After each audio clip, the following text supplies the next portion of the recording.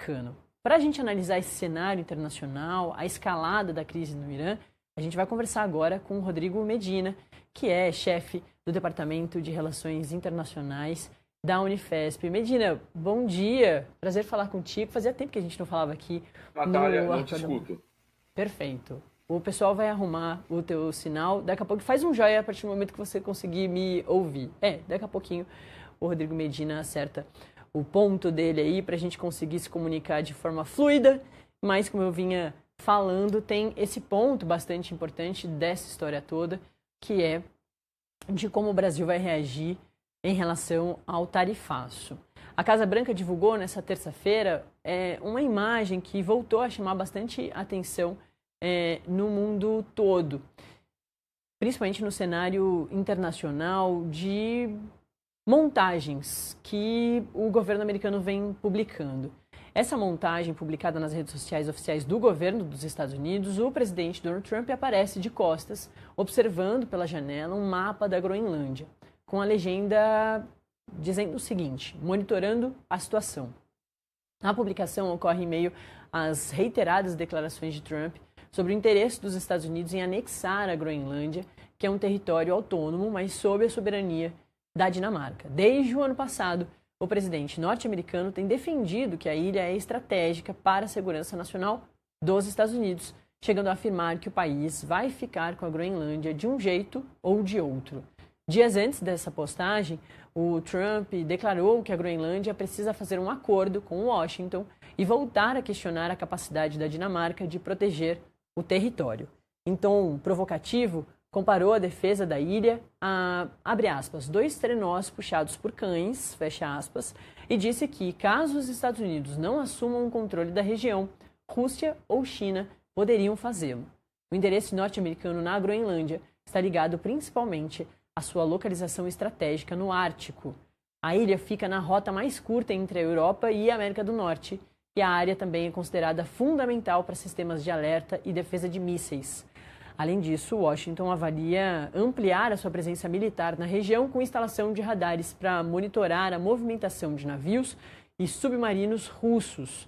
Outro fator que pesa é o potencial econômico da ilha, que inclui reservas de minerais, petróleo e gás natural ainda pouco exploradas. E as declarações de Trump e a postagem da Casa Branca geraram reações internacionais e reforçam as tensões geopolíticas envolvendo o Ártico, região cada vez mais disputada pelas grandes potências. A Groenlândia é outro foco do presidente norte-americano, do presidente Donald Trump. Ele vem falando também sobre o Irã, mas claro, com foco também na América Latina, depois da Venezuela, passando pela Colômbia, colocando aí Nicarágua e Cuba e esses outros pontos pelo mundo todo. A gente já tem o Medina? Perfeito. Então, muito bom dia, agora sim, com um sinal perfeito. Medina, bom dia. Fazia tempo que a gente não se falava aqui no Acorda Metrópolis, pelo menos não em 2026 ainda. A gente começou esse ano com essa questão, com o que era uma ameaça se tornando realidade, que é a captura do ex-ditador da Venezuela, o Nicolás Maduro. E aí, nesse pacote, o presidente norte-americano, já nesses primeiros dias de janeiro, já inclusive anunciou taxação para quem faz negócios com o Irã. Ele conseguiu movimentar o mundo todo. Acabei de ler uma nota sobre a Groenlândia, que envolve a Europa. Enfim, o mundo todo está atento ao presidente norte-americano. Queria, Medina, que a gente começasse analisando por essa nota agora que o Itamaraty publicou na terça-feira. Não tinha falado ainda sobre essas questões do Irã, das manifestações que têm sido repreendidas com bastante violência. Só que mesmo assim, na nota, o Itamaraty se coloca ali ainda defendendo, né, a soberania nacional, dizendo que o Irã precisa resolver essa questão sozinho. De forma indireta, portanto, falando ali, né, não concordando com as atitudes do presidente norte-americano. É isso mesmo, Medina? Bom dia, Natália. Bom dia a todos que nos assistem. Bom, se trata de defender um princípio basilar da diplomacia internacional, o da não intervenção em assuntos internos de estados soberanos. A diplomacia brasileira, ao dizer o óbvio, indiretamente, evidentemente, critica as manifestações últimas de Donald Trump acerca das possibilidades que indica de intervenção armada nos processos políticos que têm curso no Irã nesse momento. Não se trata apenas de apoiar protestos populares que, evidentemente, apontam para a gravidade das contradições internas acumuladas por um regime que é o mais longevo de todo o Oriente Médio. Estamos falando de 35 anos de mando político de Ali Khamenei à frente de um sistema de governo, de um regime político que, tendo ele sido eleito em 1981, com a morte do Ayatollah Khomeini em 89, né, ele acumulando as funções de presidente às de líder religioso, acabam convertendo o Irã numa teocracia, né, por assim dizer, muito assemelhada a outras no Médio Oriente. Então, essas contradições, né, uma vez manifestas nas ruas, têm o potencial de desestabilizar o regime de forma muito parecida com aquela que nós vimos em 2022, quando a pauta central eram os direitos das mulheres. Mas o que não tínhamos naquela oportunidade, que agora se apresenta, é uma vontade expressa de intervir. O que não quer dizer que efetivamente vá haver uma intervenção direta, muito provavelmente. Se ocorrer, será por meio de ataques pontuais, dificilmente estaríamos tratando aqui de incursões por terra, não é? Então, tendo como paradigma o caso havido na Venezuela, não é? Que o governo Trump chama de extração, como nomeou a operação e culminou no encarceramento do presidente Nicolás Maduro, dificilmente algo idêntico ocorra naquela realidade, porque são envergaduras, são poderes de magnitude muito distintas, né? E de capacidade de defesa também. Mas já existe a possibilidade, nos cenários possíveis, né, de uma ou algumas operações, muito provavelmente de bombardeios aéreos muito pontuais dos Estados Unidos, quase que certamente apoiado por Israel em loco. Professor, acho que é importante fazer esse paralelo justamente também pelo momento em que o presidente Donald Trump ameaça essas intervenções militares no mundo todo, de diversas formas. E coloca, inclusive, essa moeda de troca que já está bastante conhecida desde o ano passado, que é a questão do tarifaço. Mas falando ainda de um possível ataque ao Irã, hoje é uma data, acho que importante, desde que essas manifestações começaram lá no final de 2025, que é a execução de um manifestante que teve pouquíssimos dias, portanto, né, para fazer algum tipo de defesa. A gente nem sabe exatamente se o Ayatollah deixa, né, dá algum tipo de oportunidade para alguém assim conseguir se defender. A família mal conseguiu ter contato com essa pessoa. É um jovem de 26 anos que vai ser morto hoje. Muito difícil isso não vai acontecer. E o presidente Donald Trump colocou isso também de forma pontual, de se as execuções começarem, a gente realmente vai atacar o Irã. Eu queria que a gente falasse sobre isso, professor, se a gente já teve algum tipo de precedente em relação a isso que está acontecendo no Irã e se a gente deve se preocupar também com essas intervenções, lembrando que no ano passado os Estados Unidos já interviram num conflito do Irã com Israel, que tinha outras motivações ali, uma questão de arma nuclear, de poderio nuclear ali, mas agora os Estados Unidos voltam a focar também ao Irã. Eu acho que o primeiro passo para uma análise mais correta é nós evitarmos maniqueísmos, sobretudo evitarmos o perigo de sermos convencidos por um discurso que provém da Casa Branca em defesa dos direitos humanos para legitimar algum tipo de intervenção, sobretudo armada, porque, evidentemente, violações de direitos humanos ocorrem em realidades que estão alinhadas à política norte-americana e mesmo internamente. Se nós formos centrar atenções em protestos populares contra regimes truculentos, de alguma forma, práticas autocráticas, ruas de importantes cidades norte-americanas estão tomadas nesse momento em protestos de grande vulto contra a atuação da polícia de imigração de Donald Trump. Bom, podemos começar daí, dos elementos de instabilidade interna que informam claros limites para a atuação internacional do governo Donald Trump, colocando em xeque o próprio discurso do que fará. Né? Então, o tempo todo, a gente tem essas manifestações, né, calibradas pela realidade, sobretudo no que concerne a frágil base de apoio que ele tem no Congresso. Vamos lembrar que o Senado, há poucos dias, aprovou um texto que vai passar pela Câmara dos Deputados, depois por sanção presidencial, limitando a atuação da gestão Trump na Venezuela. Né?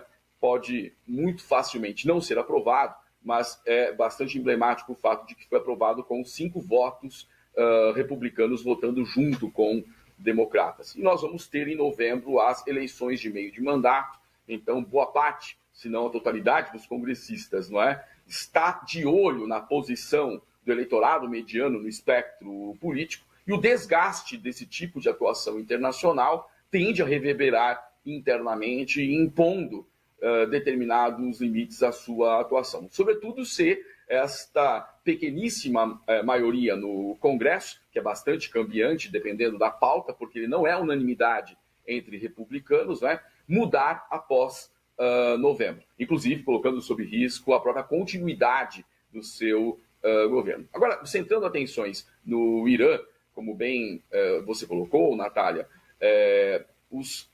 as organizações de defesa de direitos humanos têm acusado o fato de que processos judiciais têm sido conduzidos ali não só com uma celeridade nunca antes vista, mas desconsiderando direitos fundamentais, não é? O devido processo legal e, sobretudo, o contraditório e a ampla defesa, o que nos faz concluir que a execução de hoje e outras virão tem uma função elementar, não é? A de funcionar como exemplo, tentando constranger setores sublevados da sociedade iraniana de ocupar as ruas na luta por direitos. Apenas em guisa de conclusão, e uma questão importante, é que o regime iraniano tem acusado a atuação da inteligência israelense, da inteligência norte-americana, não apenas com o escopo de desestabilizar o regime por meio da especulação, agravando a condição de crise econômico-social que ali tem curso. Evidente que esse tipo de atuação já ocorreu no passado, há precedentes, mas a crise econômica, sobretudo inflacionária naquela realidade, é muitíssimo severa e existe sim, claro, a possibilidade de parte dessas mortes estarem sendo produzidas por meio da atuação desse tipo de agentes, mas não passa até aqui do campo da retórica, da disputa de narrativas. Não há possibilidade alguma de confirmar, não é, essas informações. O que nós temos é um cômputo muitíssimo grave de mortos, né? Pode passar de 2.000. Nós não temos acesso a números oficiais e nem se pode confiar naqueles que o Estado iraniano tem divulgado, não é? E já passam de 16.000 detenções. Portanto, uma situação bastante dramática, bastante tensa na realidade iraniana, mas vamos calibrar aqui as nossas reflexões com a realidade, com o chão duro e concreto da realidade. As possibilidades de mudança de regime naquela realidade por meio da atuação norte-americana são muito difíceis. O máximo que pode ocorrer é os Estados Unidos atuar, eventualmente, junto de Israel, para o agravamento da instabilidade que acomete o regime iraniano, porque ali não há uma oposição organizada e tampouco elites políticas e mesmo sociais apoiariam quaisquer grupos que pretendessem substituir o regime dos ayatolás. Muito menos a possibilidade de o herdeiro do Shah Reza Pahlavi, não é, que a última vez que esteve no Irã foi na adolescência, em 1978, passou a vida nos Estados Unidos, muito menos de apoiar alguém que pouco ou quase nada compreende da realidade iraniana, como alguns órgãos de imprensa têm apontado estar sendo ele ovacionado pela multidão que ocupa as ruas. Professor, acho que também você ou levantou um possível paralelo que a gente pode fazer agora, que acho que é bastante interessante para a audiência entender também essas preocupações do governo americano com as democracias serem feridas no mundo todo e a atuação deles por eles se colocarem assim como esse agente que consegue retomar a democracia, os direitos humanos, os direitos civis nesses lugares todos. Voltando, portanto, então, à questão inicial desse ano, que foi a captura do Nicolás Maduro e os ataques na Venezuela. Que muito se falou antes desses ataques acontecerem, muito se fez paralelo com o Iraque, de que os Estados Unidos arranjaram argumentos para fazer tudo que fizeram no Iraque e mesmo assim nada melhorou. No Iraque piorou. E aí, quando acontece na Venezuela, as pessoas pensam, será que vai ser a mesma coisa com a Venezuela? A Venezuela também é esse país em que as pessoas sofrem muito há muito tempo. É um país que já foi extremamente importante e hoje sofre completamente, principalmente a população. E os Estados Unidos fizeram esses ataques, a captura do presidente, mas deixaram a vice-presidente lá. E tem essa relação que ainda é estranha, né, para o restante do mundo, de como é que captura o presidente, deixa a vice, que era extremamente ligada ao presidente. E é certo que eles estavam ali se desentendendo no final do período do Maduro, mas ainda era muito próxima. Ela vem ali colocando pessoas próximas a Maduro como ministros, como chefe de gabinete, enfim. Se acontece alguma coisa parecida com o Irã, de algum tipo de invasão, a gente deve ver também uma situação parecida com o Irã, de praticamente uma negociação do país atacado pelos Estados Unidos e funcionando como a forma como os Estados Unidos acham que deve funcionar? Bom, sem querer desmerecer o Estado venezuelano, uma coisa é a Delta Force, apoiada pela CIA e todo o aparato da inteligência norte-americana, operar uma ação que durou 5 horas ao todo para, eu vou utilizar o termo que a própria Casa Branca tem replicado, para a extração do presidente Nicolás Maduro e sua esposa de dentro do Estado venezuelano do decurso de seu mandato, né, sob a alegação de que não reconhecia tratar-se de um presidente legitimamente eleito, né? A Casa Branca, pelo contrário, reconhece a vitória da oposição, então não teria sido uma ação de ingerência política, segundo o discurso oficial, e tampouco uma ação de guerra, que, para ser ultimada, teria que ter sido aprovada nas casas do Congresso norte-americano. Mas a captura de um réu que responde frente à justiça norte-americana por acusações, sobretudo de narcoterrorismo, que já começam a esfacelar, na medida em que a Casa Branca agora, numa etapa ulterior de persecução judicial, tem que fazer prova, por exemplo, da existência do cartel de Los Soles, e acaba de reconhecer não existir. Bom, uma coisa é fazê-lo, outra é lidar com a inteligência iraniana, com todo o aparato de defesa do Estado iraniano, o seu arsenal bélico, incluso nuclear. Então, são pesos e medidas muito distintos, não é? E, é claro, há um componente aí de desarranjo institucional, que são as manifestações populares, que, apesar de estarem em decréscimo, não é? Elas não têm crescido como ocorreu no decurso da dita Primavera Árabe, né, que tem sempre sido utilizada como parâmetro para análise. Pois bem, o tomemos, porque a Primavera Árabe foi o espaço de articulação da ação norte-americana para o redirecionamento, né, produzindo mudanças de regime, como o que ocorreu na Líbia.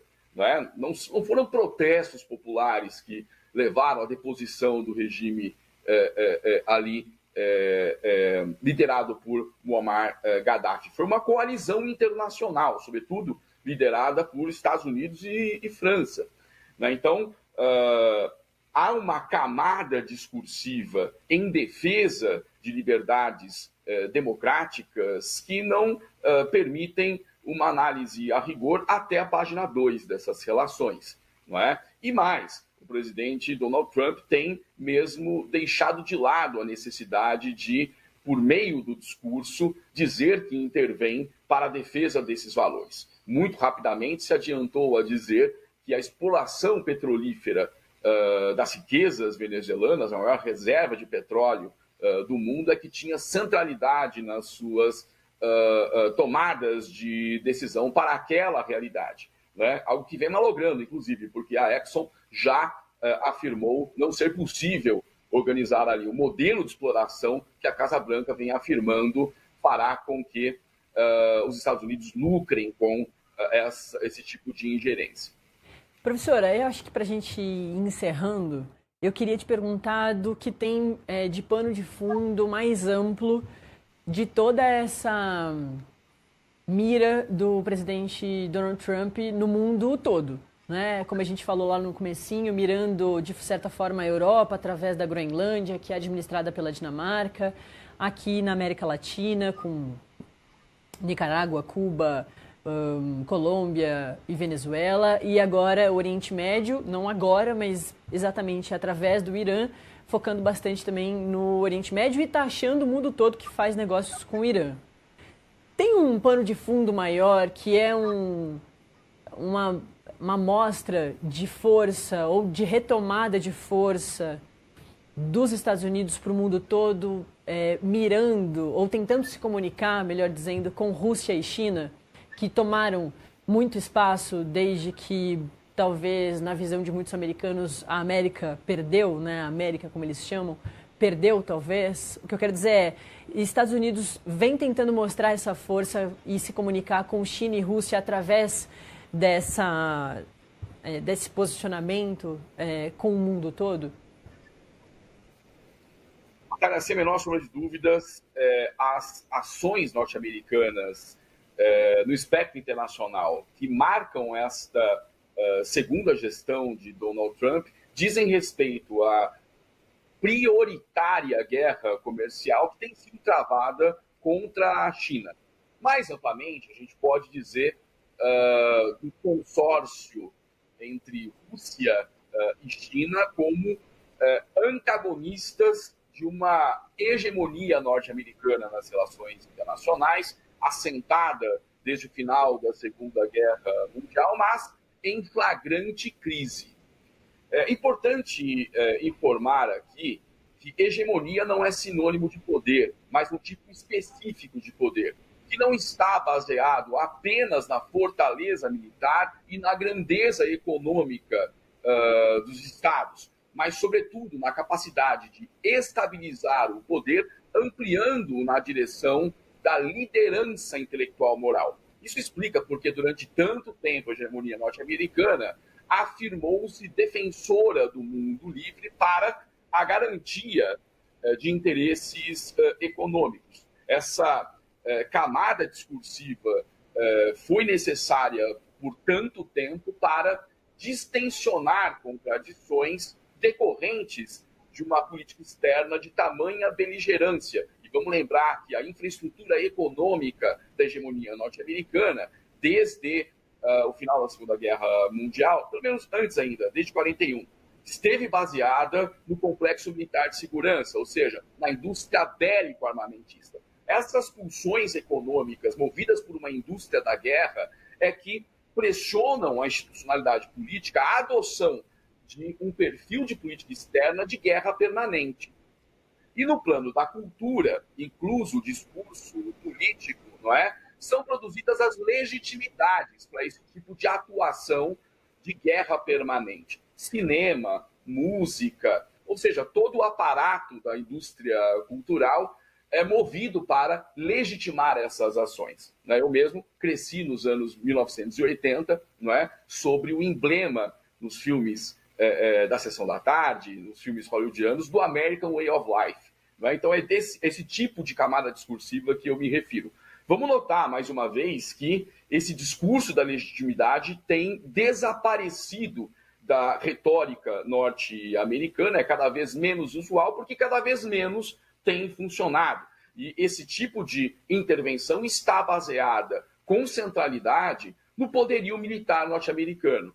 A retórica do Donald Trump é que é um poderio militar contra o qual não se pode fazer frente, enquanto Marco Rubio afirma que está recolocada a política da dissuasão, ou seja, dissuadir todo e qualquer ator de seus próprios interesses e apoiar a liderança norte-americana na guerra concorrencial travada contra a China. Ou seja, é de força bruta e de ameaça do uso da força que nós estamos falando, e não de hegemonia.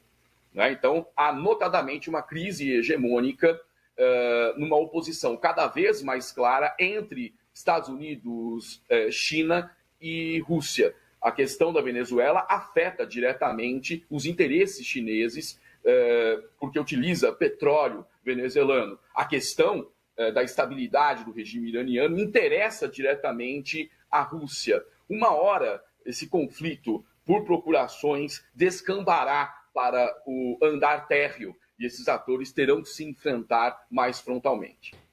Era se imaginar, professor, que a gente chegaria nisso? É claro, né? A gente tem diversos líderes aí que muitas vezes tomam atitudes inesperadas.